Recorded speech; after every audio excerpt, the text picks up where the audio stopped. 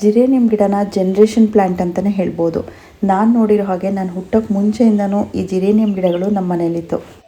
ಈಗಲೂ ಕೂಡ ಈ ಗಿಡ ಎಷ್ಟು ಟ್ರೆಂಡಲ್ಲಿದೆ ಅನ್ನೋದು ನಿಮಗೆಲ್ಲರಿಗೂ ಗೊತ್ತು. ಯಂಗ್ಸ್ಟರ್ಸಿಂದ ಹಿಡಿದು ಎಲ್ಲ ಏಜ್ನವರು ಈ ಗಿಡನ ತುಂಬ ಇಷ್ಟಪಡ್ತಾರೆ. ಇದೆಲ್ಲ ಓಲ್ಡ್ ವೆರೈಟಿ ಜಿರೇನಿಯಂ ಗಿಡಗಳು. ಒಂದು ಡಿಫ್ರೆನ್ಸ್ ಏನು ಅಂತ ಅಂದರೆ, ಇವಾಗ ಬರ್ತಾ ಇರೋ ಎಲ್ಲ ಗಿಡಗಳು ಹೈಬ್ರಿಡ್ ಜಿರೇನಿಯಂಗಳು. ಜಿರೇನಿಯಂ ಹೂನ ವಿಂಟರ್ ಫ್ಲವರ್ ಅಂತ ಹೇಳ್ತಾರೆ. ಆದರೆ ಈ ಗಿಡನ ಸರಿಯಾದ ರೀತಿಯಲ್ಲಿ ಕೇರ್ ಮಾಡಿದರೆ ಇದರಲ್ಲಿ ಯಾವಾಗಲೂ ಹೂ ಬರ್ತಾ ಇರುತ್ತೆ. ವಿಂಟರ್ ಸೀಸನಲ್ಲಿ ಜಾಸ್ತಿನೇ ಹೂ ಬರುತ್ತೆ. ನರ್ಸರಿಗಳಲ್ಲಿ ನೀವು ನೋಡಿರ್ತೀರ, ಇವಾಗ ಹೆಚ್ಚಾಗಿ ಹೈಬ್ರಿಡ್ ಜಿರೇನಿಯಂ ಗಿಡಗಳೇ ಇರುತ್ತೆ. ನಾರ್ಮಲ್ ವೆರೈಟಿ ಜಿರೇನಿಯಂಗಳು ಇವಾಗ ನರ್ಸರಿಗಳಲ್ಲಿ ಸಿಗಲ್ಲ. ಓಲ್ಡ್ ವೆರೈಟಿ ಜಿರೇನಿಯಂ ಗಿಡದಲ್ಲಿ ಸ್ಟೆಮ್ ತುಂಬ ದಪ್ಪ ಇರುತ್ತೆ. ಇದರ ಸ್ಟೆಮ್ ಉದ್ದ ಕೂಡ ಬರುತ್ತೆ. ಒಂದು ಸ್ಟೆಮ್ಮಲ್ಲಿ 3 ಕಟ್ಟಿಂಗ್ ಆದರೂ ಮಾಡ್ಕೋಬೋದು. ಹೈಬ್ರಿಡ್ ಜಿರೇನಿಯಮಲ್ಲಿ ಆ ರೀತಿ ಇರಲ್ಲ. ಸ್ಟೆಮ್ಮಿನ ಸೈಜ್ ನೋಡಿ ಇಷ್ಟು ದಪ್ಪ ಇರುತ್ತೆ, ಅದಕ್ಕಿಂತ ಚಿಕ್ಕದಾಗಿರುತ್ತೆ. ಎಲೆಗಳ ಸೈಜ್ ಕೂಡ ಚಿಕ್ಕದಾಗಿರುತ್ತೆ, ಬುಷಿಯಾಗಿರುತ್ತೆ, ತುಂಬ ಶಾರ್ಟಾಗಿ ಕೂಡ ಇರುತ್ತೆ. ಹೈಬ್ರಿಡ್ ವೆರೈಟಿ ಜಿರೇನಿಯಂ ಗಿಡಗಳನ್ನ ಮೇಂಟೈನ್ ಮಾಡೋದು ಸ್ವಲ್ಪ ಕಷ್ಟ. ಸ್ವಲ್ಪ ನೀರು ಜಾಸ್ತಿ ಆದರೂ ಕೂಡ ಸತ್ತೋಗ್ಬಿಡುತ್ತೆ. ಸರಿಯಾಗಿ ಮೇಂಟೈನ್ ಮಾಡ್ತಾಯಿದ್ರೆ ಟೈಮಿಗೆ ಈ ಗಿಡನ ಕ್ಲೀನ್ ಮಾಡಿಕೊಂಡು ಪ್ರೂನಿಂಗ್ ಮಾಡ್ತಾಯಿದ್ರೆ ಈ ಜಿರೇನಿಯಂ ಗಿಡ ಪರ್ಮನೆಂಟ್ ಆಗಿರುತ್ತೆ. ಗಿಡಗಳಲ್ಲಿ ಹೂ ತುಂಬ ಚೆನ್ನಾಗಿ ಬರಬೇಕು ಅಂತ ಅಂದರೆ ಪ್ರತಿ ವರ್ಷ ಈ ಜಿರೇನಿಯಂ ಗಿಡಗಳನ್ನ ರಿಪೋರ್ಟಿಂಗ್ ಮಾಡ್ಕೊಳ್ತಾ ಇರಬೇಕು. ವಿಂಟರ್ ಸೀಸನಲ್ಲಿ ಹೂ ಜಾಸ್ತಿ ಬರೋದ್ರಿಂದ ಆಗಸ್ಟಿಂದ ಅಕ್ಟೋಬರ್ವರೆಗೆ ನೀವು ಯಾವಾಗ ಬೇಕಾದರೂ ರಿಪೋರ್ಟಿಂಗ್ ಮಾಡ್ಕೋಬಹುದು. ಈ ಗಿಡಗಳನ್ನೆಲ್ಲ ನಾನು ರಿಪೋರ್ಟಿಂಗ್ ಮಾಡಿ 1.5 ವರ್ಷ ಆಗಿತ್ತು. ಈ ಸಲ ಅಕ್ಟೋಬರಲ್ಲಿ ನಾನು ರಿಪೋರ್ಟಿಂಗ್ ಮಾಡ್ಕೊಂಡಿದ್ದೀನಿ. ಫಸ್ಟ್ ನಾನು ರಿಪೋರ್ಟಿಂಗ್ ಮಾಡೋಕ್ಕೆ ಮುಂಚೆ ಈ ಗಿಡಗಳಲ್ಲೆಲ್ಲ ಕಟ್ಟಿಂಗ್ ತೆಗೆದಿಟ್ಕೊಳ್ತೀನಿ. ಈ ಗಿಡಗಳಲ್ಲೆಲ್ಲ ಕಟ್ಟಿಂಗ್ನ ನಾನು ಯಾಕೆ ತೆಗೆದಿಟ್ಕೊಳ್ತೀನಿ ಅಂತ ಅಂದರೆ, ಮದರ್ ಪ್ಲ್ಯಾಂಟ್ಗಿಂತ ಕಟ್ಟಿಂಗಿಂದ ಹಾಕುವಂಥ ಜಿರೇನಿಯಂ ಗಿಡಗಳು ತುಂಬ ಚೆನ್ನಾಗಿ ಬೆಳೆಯುತ್ತೆ. ಮದರ್ ಪ್ಲ್ಯಾಂಟ್ನ ನಾನು ರಿಪೋರ್ಟಿಂಗಿಗೆ ಯೂಸ್ ಮಾಡ್ಕೊಳ್ತಾ ಇಲ್ಲ, ಅದರಿಂದ ಹೊಸ ಕಟ್ಟಿಂಗ್ಗಳನ್ನ ಹಾಕ್ಕೊಳ್ತೀನಿ. ಈ ಕಟ್ಟಿಂಗಲ್ಲಿರೋ ಅಷ್ಟು ಎಲೆಗಳನ್ನ ನಾನು ಹಾಗೆ ಬಿಡಲ್ಲ. ಮೇಲಿಂದ 4-5 ಎಲೆಗಳನ್ನ ಬಿಟ್ಬಿಟ್ಟು ಕೆಳಗಡೆ ಇರೋವಂಥ ಎಲೆಗಳನ್ನೆಲ್ಲ ತೆಗಿತೀನಿ. ಕಟ್ ಮಾಡಬೇಕಾದ್ರೆ ಗೆಣ್ಗಳಿರುತ್ತಲ್ಲ, 2 ಗೆಣ್ಗಳ ಮಧ್ಯೆ ಅಂದರೆ ನೋಟ್ಸ್ ಮಧ್ಯಕ್ಕೆ ನಾನು ಕಟ್ ತಗೊಳ್ತೀನಿ. ಎಲ್ಲ ಕಲರ್ಗಳದ್ದು ಕಟ್ಟಿಂಗ್ನ ನಾನು ತೊಗೊಂಡಾದ್ಮೇಲೆ ಪಾಟಲ್ಲಿರೋ ಮಣ್ಣನ್ನು ಪೂರ್ತಿ ಖಾಲಿ ಮಾಡಿದೆ. ಗಿಡ ಎಷ್ಟು ರೂಟ್ ಬೌಂಡ್ ಆಗಿತ್ತು ಅಂತ ಅಂದರೆ, ಪಾಟ್ ಯಾವ ಶೇಪಲ್ಲಿದೆ ಅದೇ ಶೇಪಲ್ಲಿ ಪೂರ್ತಿ ಮಣ್ಣು ಸಮೇತ ಬಂದಿದೆ ನೋಡಿ. ಇದೆಲ್ಲ ಓಲ್ಡ್ ವೆರೈಟಿ ಜಿರೇನಿಯಂ ಗಿಡಗಳು. ನಾನು ಪಾಟಿಂದ ಮಣ್ಣನ್ನು ಖಾಲಿ ಮಾಡಿದ ಮೇಲೆ ಕೂಡ ಅದರಲ್ಲಿ ಕೂಡ ಸುಮಾರು ಕಟ್ಟಿಂಗ್ಗಳಿತ್ತು. ಹಾಗಾಗಿ ಅದರಲ್ಲಿ ಕೂಡ ಕಟ್ಟಿಂಗ್ಗಳನ್ನ ತೆಗೆದಿಟ್ಕೊಳ್ತಾ ಇದ್ದೀನಿ. ಜಿರೇನಿಯಂ ಗಿಡಗಳಲ್ಲಿ ವಿಂಟರ್ ಸೀಸನಲ್ಲಿ ಹೂ ಜಾಸ್ತಿ ಬರೋದ್ರಿಂದ ನೀವು ಈ ರೀತಿ ಕಟ್ಟಿಂಗ್ ಹಾಕೋದನ್ನು ಸೆಪ್ಟೆಂಬರ್ ಅಥವಾ ಅಕ್ಟೋಬರ್ ತಿಂಗಳೊಳಗೆ ಮಾಡ್ಕೋಬೇಕು. ನಾನು ಇದನ್ನು ಅಕ್ಟೋಬರ್ ತಿಂಗಳಲ್ಲಿ ರಿಪೋರ್ಟಿಂಗ್ ಮಾಡ್ಕೊಂಡಿರೋದು. ಎಷ್ಟು ಕಟ್ಟಿಂಗ್ಗಳು ಸಿಗುತ್ತೋ ಅಷ್ಟನ್ನು ನಾನು ಕಟ್ ಮಾಡಿ ತೆಗೆದಿಟ್ಕೊಳ್ತಾ ಇದ್ದೀನಿ. ವೇಸ್ಟ್ ಮಾಡ್ತಾ ಇಲ್ಲ ಕಟ್ಟಿಂಗ್ಗಳನ್ನ.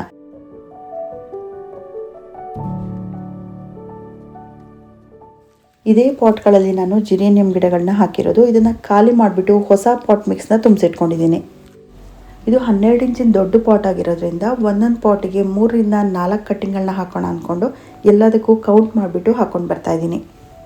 8 ಇಂಚ್ ಉದ್ದದ ಪ್ಲಾಸ್ಟಿಕ್ ಪಾಟ್ಗಳನ್ನೂ ಕೂಡ ನಾನು ರೆಡಿ ಮಾಡಿಟ್ಕೊಂಡಿದ್ದೀನಿ. ಇದರಲ್ಲಿ ಕೆಲವು ಗಿಡಗಳು ಹೈಬ್ರಿಡ್ ಗಿಡಗಳಿತ್ತು. ಆ ಗಿಡಗಳನ್ನ ನಾನು ಡೈರೆಕ್ಟಾಗಿ ರಿಪೋರ್ಟಿಂಗೇ ಮಾಡ್ಕೊಳ್ತೀನಿ. ಅದರಲ್ಲಿ ಕಟ್ಟಿಂಗ್ಗಳನ್ನ ತೆಗೆದು ಹಾಕೋಕ್ಕಾಗಲ್ಲ.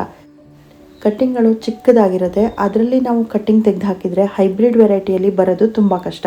ಹಾಗಾಗಿ ಇಡೀ ಗಿಡನೇ ನಾನು ರಿಪೋರ್ಟಿಂಗ್ ಮಾಡ್ಕೊಳ್ತೀನಿ. ಈ ಗಿಡದ ಬುಡದಲ್ಲಿ ನೋಡಿ ಕೋಕೋಪಿಟ್ ಕಾಯಿನ್ ಅಂತ ಬರುತ್ತೆ, ಅದರಲ್ಲಿ ಕಟ್ಟಿಂಗ್ನ ನರ್ಸರಿಯವರು ಬೆಳೆದಿದ್ದಾರೆ. ಕೋಕೋಪಿಟ್ ಕಾಯಿನ್ ಬಗ್ಗೆ ಕೂಡ ನನ್ನ ವೀಡಿಯೋಸಲ್ಲೆಲ್ಲ ತೋರಿಸಿದ್ದೀನಿ. ನನ್ನ ಹಳೆ ವೀಡಿಯೋಸ್ನ ನೋಡಿದರೆ ನಿಮ್ಗೆ ಗೊತ್ತಾಗಬಹುದು. ಯಾವುದೆಲ್ಲ ಹೈಬ್ರಿಡ್ ಗಿಡಗಳಿದೆ ಅದನ್ನೆಲ್ಲ ನಾನು ಡೈರೆಕ್ಟಾಗಿ ರಿಪೋರ್ಟಿಂಗ್ ಮಾಡ್ಕೊಳ್ತೀನಿ. ಅದರಲ್ಲಿ ಕಟ್ಟಿಂಗ್ ತೆಗೆದು ಹಾಕಲ್ಲ. ಹೈಬ್ರಿಡ್ ಜಿರೇನಿಯಂ ಗಿಡಗಳು ಸ್ವಲ್ಪ ಸೆನ್ಸಿಟಿವ್ ಆಗಿರುತ್ತೆ. ಕಟ್ಟಿಂಗ್ ಹಾಕಿದರೆ ಅಷ್ಟು ಬೇಗ ಬರಲ್ಲ. ಲಾಸ್ಟ್ ಇಯರ್ ನಾನು ಟ್ರೈ ಮಾಡಿದ್ದೆ, ಹಾಗಾಗಿ ಈ ಸಲ ನಾನು ಅದರಲ್ಲಿ ಕಟ್ಟಿಂಗ್ ತೆಗೆದು ಹಾಕಲ್ಲ. ಈ ಗಿಡಗಳನ್ನ ಇವಾಗ ನಾನು ರಿಪೋರ್ಟಿಂಗ್ ಮಾಡ್ಕೊಳ್ತಾ ಇದ್ದೀನಲ್ಲ, ಇದಕ್ಕೆ ನಾನು ಯಾವ ರೀತಿ ಪಾಟ್ ಮಿಕ್ಸ್ ತೊಗೊಂಡಿದ್ದೀನಿ ಅಂತ ಅಂದರೆ, ನೀರು ಸರಾಗವಾಗಿ ಹೋಗುವಂಥ ವೆಲ್ ಡ್ರೈನಿಂಗ್ ಪಾಟ್ ಮಿಕ್ಸ್ನ ತೊಗೊಂಡಿದ್ದೀನಿ. ಕೋಕೋಪೀಟ್ನ ನಾನು ಇದರಲ್ಲಿ ಮಿಕ್ಸ್ ಮಾಡ್ಕೊಂಡಿಲ್ಲ.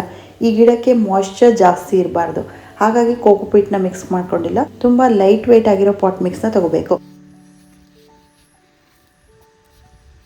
ಜಿರೇನಿಯಂ ಗಿಡಕ್ಕೆ ತುಂಬ ಇಂಪಾರ್ಟೆಂಟ್ ಯಾವುದು ಅಂತ ಅಂದರೆ, ಮಣ್ಣಲ್ಲಿ ಯಾವಾಗಲೂ ತೇವಾಂಶ ಇರಬಾರ್ದು. ಮಣ್ಣು ಯಾವಾಗಲೂ ಡ್ರೈ ಇರಬೇಕು. ಮೇಲ್ಗಡೆ ಲೇಯರ್ ಪೂರ್ತಿ ಡ್ರೈ ಆದಮೇಲೆ ನೀರು ಹಾಕಬೇಕು. ಹಾಗಾಗಿ ನಾನು ಕೋಕೋಪೀಟ್ನ ಮಿಕ್ಸ್ ಮಾಡ್ಕೊಳ್ತಾ ಇಲ್ಲ, ಮರಳು, ಮಣ್ಣು, ಕಾಂಪೋಸ್ಟ್ ಜೊತೆಗೆ ನಾನು ಭತ್ತದ ಹೊಟ್ಟನ್ನು ಮಿಕ್ಸ್ ಮಾಡ್ಕೊಂಡಿದ್ದೀನಿ. ಭತ್ತದ ಹೊಟ್ಟು ತುಂಬ ಲೈಟ್ ವೆಯ್ಟ್ ಆಗಿರುತ್ತೆ, ನೀರನ್ನು ತುಂಬ ಬೇಗ ಅಬ್ಸರ್ವ್ ಮಾಡ್ಕೊಳ್ಳುತ್ತೆ. ಜಿರೇನಿಯಮಲ್ಲಿ ಹೂ ಮಾತ್ರ ಅಲ್ಲ, ಎಲೆಗಳು ಕೂಡ ನೋಡೋಕ್ಕೆ ತುಂಬ ಚೆನ್ನಾಗಿರುತ್ತೆ. ಓಲ್ಡ್ ವೆರೈಟಿಯಲ್ಲಿ ಎಲೆಗಳ ಸೈಜು ದೊಡ್ಡದಾಗಿರುತ್ತೆ. ಹೈಬ್ರಿಡ್ ವೆರೈಟಿಯಲ್ಲಿ ರೌಂಡ್ ಎಲೆ ಮಧ್ಯದಲ್ಲಿ ಈ ರೀತಿ ಡಿಸೈನ್ ಇರುತ್ತೆ. ಎಲೆಗಳ ಸೈಜ್ ಕೂಡ ಚಿಕ್ಕದಾಗಿರುತ್ತೆ. ಇದ್ರ ಹೂವಿನ ಕಲರ್ಸು ತುಂಬ ಕಲರ್ಸಲ್ಲಿ ಸಿಗುತ್ತೆ. ಹೈಬ್ರಿಡ್ ಜಿರೇನಿಯಂ ಗಿಡಗಳಿಗೆ ತುಂಬ ದೊಡ್ಡ ಪಾಟ್ ಬೇಕಾಗಲ್ಲ. 6 ಇಂಚಿನ ಪಾಟಿಂದ 8 ಇಂಚ್ ಅಥವಾ 9 ಇಂಚಿನ ಪಾಟ್ ಸಾಕಾಗುತ್ತೆ. ಆ ಸೈಜಿನ ಪಾಟ್ಗಳಲ್ಲೇ ಈ ಗಿಡ ತುಂಬ ಚೆನ್ನಾಗಿ ಬೆಳೆಯೋದು. ನಾನು ನೋಡಿದ್ದನ್ನು ತುಂಬ ದೊಡ್ಡ ಪಾಟಲ್ಲಿ ಹಾಕಿದ್ದು ಹೈಬ್ರಿಡ್ ಜಿರೇನಿಯಂ ಗಿಡ. ಇದರಲ್ಲಿ ತುಂಬ ಸ್ಲೋ ಆಗಿ ಬೆಳೀತಾ ಇದೆ. ಈ ಗಿಡ ಹೇಗಿದೆಯೋ ಹಾಗೇ ಇದೆ ತುಂಬ ದಿನದಿಂದ. ಹಾಗಾಗಿ ಹೈಬ್ರಿಡ್ ಜಿರೇನಿಯಂ ಗಿಡಗಳನ್ನ ಯಾವಾಗಲೂ ಚಿಕ್ಕ ಸೈಜಿನ ಪಾಟಲ್ಲೇ ಬೆಳಿಬೇಕು. ದೊಡ್ಡ ವೆರೈಟಿ ಜಿರೇನಿಯಂ ಗಿಡಗಳಿಗೆ ಮಾತ್ರ 12 ಇಂಚಿನ ಪಾಟೇ ಬೇಕಾಗುತ್ತೆ. ಅದರ ರೂಟ್ಸ್ ತುಂಬ ಬೇಗ ಬೆಳೆಯುತ್ತೆ. ನೀವು ಇಲ್ಲಿ ರಿಪೋರ್ಟಿಂಗ್ ಮಾಡಬೇಕಾದ್ರೆ ನೋಡಿರ್ಬೋದು ಎಷ್ಟು ಬೇಗ ಅದು ರೂಟ್ ಬೌಂಡ್ ಆಗಿದೆ ಅಂತ. ಆ ಗಿಡ ಕೂಡ ತುಂಬ ಉದ್ದ ಬೆಳೆಯುತ್ತೆ, ಅದರ ಸ್ಟೆಮ್ ದಪ್ಪ ಇರುತ್ತೆ. ಹಾಗಾಗಿ ಅದಕ್ಕೆ ದೊಡ್ಡ ಪಾಟೇ ಬೇಕಾಗುತ್ತೆ. ನಾನು ಜಿರೇನಿಯಂ ಗಿಡಗಳನ್ನ ಎಲ್ಲ ರೀತಿ ಪಾಟ್ಗಳಲ್ಲೂ ಹಾಕ್ಕೊಂಡಿದ್ದೀನಿ. ಮಣ್ಣಿನ ಪಾಟಲ್ಲೂ ಇದೆ, ಸಿಮೆಂಟ್ ಪಾಟ್ ಮತ್ತು ಪ್ಲಾಸ್ಟಿಕ್ ಪಾಟ್ ಎಲ್ಲ ರೀತಿ ಪಾಟ್ಗಳಲ್ಲೂ ಹಾಕಿಟ್ಕೊಂಡಿದ್ದೀನಿ. ನರ್ಸರಿಗಳಲ್ಲಿ ಹೆಚ್ಚಾಗಿ ಹೈಬ್ರಿಡ್ ಜಿರೇನಿಯಂ ಗಿಡಗಳನ್ನ 5 ಇಂಚಿನ ಪಾಟಲ್ಲೇ ಹಾಕಿರ್ತಾರೆ. ನೀವು ಅದನ್ನು ಮನೆಗೆ ತಂದಮೇಲೆ 5 ರಿಂದ 9 ಇಂಚಿನ ಪಾಟ್ ಸೈಜ್ ಒಳಗೆ ಯಾವುದ್ರಲ್ಲಿ ಬೇಕಾದರೂ ಹಾಕಿಟ್ಕೋಬಹುದು. ಜಿರೇನಿಯಂ ಗಿಡಗಳನ್ನ ಬೆಳೆದವರು ಪ್ರತಿ ವರ್ಷ ಈ ರೀತಿ ಹೊಸ ಕಟ್ಟಿಂಗ್ ತೆಗೆದ್ಬಿಟ್ಟು ಹಾಕೊಳ್ತಾ ಇರಬೇಕು. ಹೊಸ ಕಟ್ಟಿಂಗ್ ತೆಗೆದು ಹೊಸ ಪಾಟ್ ಮಿಕ್ಸಲ್ಲಿ ಹಾಕೊಳ್ತಾ ಇದ್ರೆ ಮಾತ್ರ ಹೂ ತುಂಬ ಚೆನ್ನಾಗಿ ಬರುತ್ತೆ, ಗಿಡನೂ ತುಂಬ ಚೆನ್ನಾಗಿ ಗ್ರೋ ಆಗುತ್ತೆ. ಇದರಲ್ಲಿ ಹೂನ ಕಟ್ ಮಾಡ್ದೇ ಹಾಗೆ ನೆಡ್ತಾ ಇದ್ದೀನಿ. ಯಾವ್ಯಾವ ಪಾಟಲ್ಲಿ ಯಾವ್ಯಾವ ಕಲರ್ ಬರುತ್ತೆ ಅಂತ ನೋಡಿಕೊಂಡು ಆಮೇಲೆ ಹೂನ ಕಟ್ ಮಾಡ್ತೀನಿ. ನಾವು ಯಾವುದೇ ಕಟ್ಟಿಂಗ್ ನೆಡಬೇಕಾದ್ರೂ ಅಷ್ಟೇ ಆ ಕಟ್ಟಿಂಗಲ್ಲಿ ಆದಷ್ಟು ಕಡಿಮೆ ಎಲೆಗಳು ಹೂ ಇದ್ದಷ್ಟು ತುಂಬ ಬೇಗ ಬೇರು ಬರುತ್ತೆ. ಮಣ್ಣು ತುಂಬ ಸಾಫ್ಟಾಗಿ ಲೈಟ್ ವೆಯ್ಟ್ ಆಗಿರೋದ್ರಿಂದ ತುಂಬ ಈಸಿಯಾಗಿ ಕಟ್ಟಿಂಗ್ಗಳನ್ನ ಹಾಕೊಂಡು ಬರ್ತಾ ಇದ್ದೀನಿ. ಯಾವ ಕಟ್ಟಿಂಗ್ ತಗೊಂಡ್ರು ಅದರಲ್ಲಿ 3 ರಿಂದ 4 ಗೆಣ್ಗಳಾದರೂ ಇರಬೇಕು. ನೋಡ್ಸ್ ಅಂತ ಹೇಳ್ತಾರಲ್ಲ, ಅದು 3 ರಿಂದ 4 ಇದ್ರೆ ಒಂದರಲ್ಲಿ ಬೇರ್ ಬರಲಿಲ್ಲ ಅಂದ್ರೂ ಇನ್ನೊಂದರಲ್ಲಿ ಬೇರ್ ಬಂದೇ ಬರುತ್ತೆ. ಹೆಚ್ಚಾಗಿ ಜಿರೇನಿಯಂ ಸ್ಟೆಮ್ಗಳಲ್ಲಿ ಹತ್ರನೇ ಒಂದೊಂದು ಗೆಣ್ಗಳಿರುತ್ತೆ. ಹಾಗಾಗಿ ನಾವು ಯಾವ ಕಟ್ಟಿಂಗ್ ತಗೊಂಡ್ರು ಅದರಲ್ಲಿ 3-4 ಗೆಣ್ಗಳು ಇದ್ದೇ ಇರುತ್ತೆ. ಜಿರೇನಿಯಂ ಗಿಡದ ಸ್ಟೆಮ್ನ ಯಾವಾಗಲೂ ತುಂಬ ಉದ್ದ ಬೆಳೆಯಕ್ಕೆ ಬಿಡಬಾರ್ದು. ಹೈಬ್ರಿಡಲ್ಲಿ ತುಂಬ ಉದ್ದ ಬೆಳೆಯಲ್ಲ, ಆದರೆ ಓಲ್ಡ್ ವೆರೈಟಿಯಲ್ಲಿ ತುಂಬ ಉದ್ದ ಬೆಳೆಯುತ್ತೆ. ಉದ್ದ ಬಂದಿರೋ ಸ್ಟೆಮ್ನ ಕಟ್ಟಿಂಗ್ ಮಾಡಿಬಿಟ್ಟು ಬೇರೆ ಪಾಟಲ್ಲಿ ನೆಡ್ತಾ ಇರಬೇಕು. ಕಟ್ಟಿಂಗ್ ಮಾಡೋದಕ್ಕೆ ತುಂಬ ಜನ ಹೆದರ್ತಾರೆ, ಆ ಗಿಡ ಹಾಳಾಗ್ಬಿಡುತ್ತೆ, ಸತ್ತೋಗ್ಬಿಡುತ್ತೆ ಅಂತ. ಅದು ಹೇಗಿದೆ ಹಾಗೆ ಬಿಟ್ಬಿಡ್ತಾರೆ. ಆದರೆ ಕಟ್ಟಿಂಗ್ ಮಾಡ್ದೇ ಬ್ರಾಂಚಸ್ ಜಾಸ್ತಿ ಮಾಡ್ಕೊಳ್ದೆ ಹೋದರೆ ಹೂ ಜಾಸ್ತಿ ಬರಲ್ಲ. ಹೂ ಬಿಡುವಂಥ ಪರ್ಮನೆಂಟ್ ಗಿಡಗಳಿಗೆ ಪ್ರೂನಿಂಗ್ ಮಾಡೋದು, ಪ್ರತಿ ವರ್ಷ ಕಟ್ಟಿಂಗ್ ಮಾಡೋದು ತುಂಬ ಇಂಪಾರ್ಟೆಂಟ್. ಅದನ್ನು ಕಟ್ಟಿಂಗ್ ಮಾಡಿ ಹೊಸ ಬ್ರಾಂಚಸ್ನ ಬೆಳೆಸ್ಕೊಂಡ್ರೆ ಮಾತ್ರ ಹೂ ಜಾಸ್ತಿ ಬರುತ್ತೆ. ಜಿರೇನಿಯಂ ಗಿಡದಲ್ಲಿ ರೆಗ್ಯುಲರ್ ಆಗಿ ಮಾಡಬೇಕಾಗಿರೋ ತುಂಬ ಇಂಪಾರ್ಟೆಂಟ್ ಕೆಲಸ ಇನ್ನೊಂದು ಯಾವುದು ಅಂತ ಅಂದರೆ ಹೂವು ಆಗಿರೋದನ್ನು ಕಟ್ ಮಾಡಿ ತೆಗಿತಾ ಇರಬೇಕು. ಈ ರೀತಿ ಸ್ಟಾಕ್ ರೀತಿ ಹೂ ಬರುತ್ತೆ, ಇದನ್ನು ಪೂರ್ತಿ ಕಟ್ ಮಾಡಿ ತೆಗಿಬೇಕು. ನಾವು ಬೇರೆ ಗಿಡದಲ್ಲಿ ಬರೀ ಹೂನ ಮಾತ್ರ ಕಟ್ ಮಾಡಿ ತೆಗಿತೀವಲ್ಲ, ಆ ರೀತಿ ಮಾಡಬಾರ್ದು. ಈ ಪೂರ್ತಿ ಸ್ಟಾಕನ್ನೇ ತೆಗಿತಾ ಇರಬೇಕು. ವಾರದಲ್ಲಿ 1 ದಿನನಾದರೂ ಈ ಕೆಲಸ ಮಾಡಲೇಬೇಕು.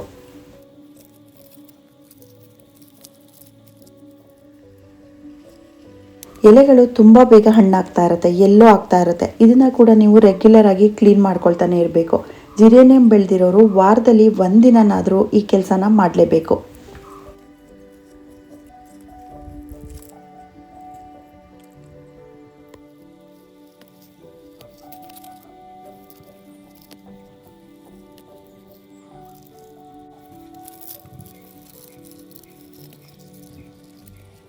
ಈ ಗಿಡಕ್ಕೆ ನಾನು ಫರ್ಟಿಲೈಸರ್ನ ಯಾವ ರೀತಿ ಹಾಕ್ತೀನಿ ಅಂತ ಅಂದರೆ 15 ದಿನಕ್ಕೆ ಒಂದ್ಸಲ ಲಿಕ್ವಿಡ್ ಫರ್ಟಿಲೈಸರ್ನ ಹಾಕ್ತೀನಿ. ಇವಾಗ ನಾನು ಇದರಲ್ಲಿ ಸೀವೀಡ್ ಫರ್ಟಿಲೈಸರ್ನ ತೋರಿಸ್ತಾ ಇದ್ದೀನಿ. ಇದೇ ಅಂತ ಅಲ್ಲ, ಯಾವ್ದು ಆ ಟೈಮಲ್ಲಿ ಇರುತ್ತೆ ಅದನ್ನು ಹಾಕ್ತೀನಿ. ಬೋನ್ ಮೀಲ್ ಕೂಡ ಹಾಕ್ತೀನಿ, ಅದನ್ನು ಕೂಡ ಇದೇ ರೀತಿ ನೀರಲ್ಲಿ ಮಿಕ್ಸ್ ಮಾಡಿಬಿಟ್ಟು ಹಾಕ್ತೀನಿ. ಯಾವುದೇ ಗಿಡ ನೆಡಬೇಕಾದ್ರೂ ನಾನು ಪಾಟಲ್ಲಿ ಮಣ್ಣನ್ನು 1 ರಿಂದ 2 ಇಂಚಷ್ಟು ಗ್ಯಾಪ್ ಬಿಟ್ಬಿಟ್ಟು ಹಾಕಿರ್ತೀನಿ. ನಾವು ಪುನಃ ಮೇಲಿಂದ ಮೇಲೆ ಕಾಂಪೋಸ್ಟ್ನ ಹಾಕೊಳ್ತಾ ಇರ್ಬೋದು. ಹಾಗಾಗಿ ನಾನು ತಿಂಗಳಿಗೆ 1 ಸಲ ನಾನು ಈ ರೀತಿ ಕಾಂಪೋಸ್ಟ್ನ ಹಾಕೊಳ್ತಾ ಇರ್ತೀನಿ.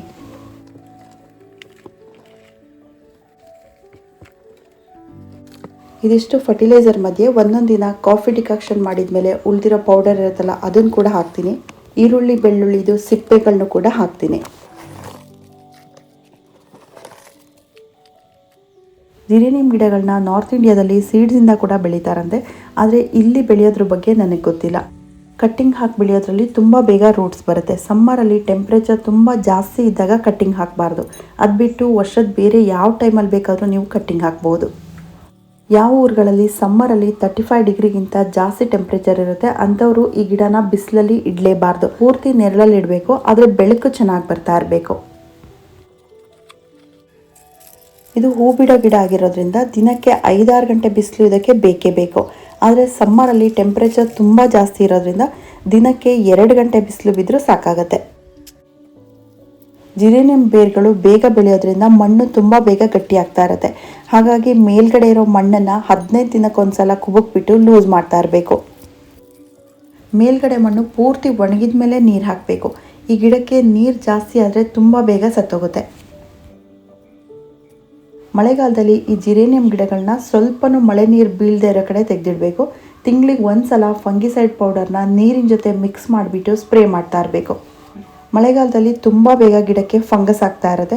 ಫಂಗಿಸೈಡ್ ಸ್ಪ್ರೇ ಮಾಡೋದ್ರಿಂದ ಫಂಗಸ್ ಆಗೋದನ್ನು ತಡಿಬಹುದು. ಜಿರೇನಿಯಮಲ್ಲಿ ಬಳ್ಳಿ ಕೂಡ ಬರುತ್ತೆ. ಇದನ್ನು ಜಿರೇನಿಯಂ ಐವಿ ಅಂತ ಕರೀತಾರೆ. ಇದರ ಎಲೆಗಳು ಸ್ವಲ್ಪ ಶೈನಿಂಗ್ ಆಗಿರುತ್ತೆ. ಎಲೆ ಶೇಪ್ ಕೂಡ ಇದ್ರದ್ದು ಸ್ವಲ್ಪ ಹಾರ್ಟ್ ಶೇಪಲ್ಲಿ ಇರುತ್ತೆ. ಇದರಲ್ಲಿ ನನ್ನ ಹತ್ರ ಇವಾಗ ಸದ್ಯಕ್ಕೆ 2 ಕಲರ್ ಇರೋದು. ಈ ಜಿರೇನಿಯಂ ಗಿಡಗಳನ್ನ ರೀಪಾಟಿಂಗ್ ಮಾಡಬೇಕು ಅನ್ನೋರು ಅಥವಾ ಕಟ್ಟಿಂಗ್ಗಳನ್ನ ಹಾಕೋಬೇಕು ಅನ್ನೋರು ಇವಾಗಲೂ ಕೂಡ ನಿಮಗೆ ಟೈಮ್ ಇದೆ. ಫೆಬ್ರವರಿ ತನಕ ನೀವು ಮಾಡ್ಕೋಬಹುದು ಅಂತ ಹೇಳ್ತಾ ಈ ವಿಡಿಯೋ ಎಂಡ್ ಮಾಡ್ತಾ ಇದ್ದೀನಿ. Thank you for watching.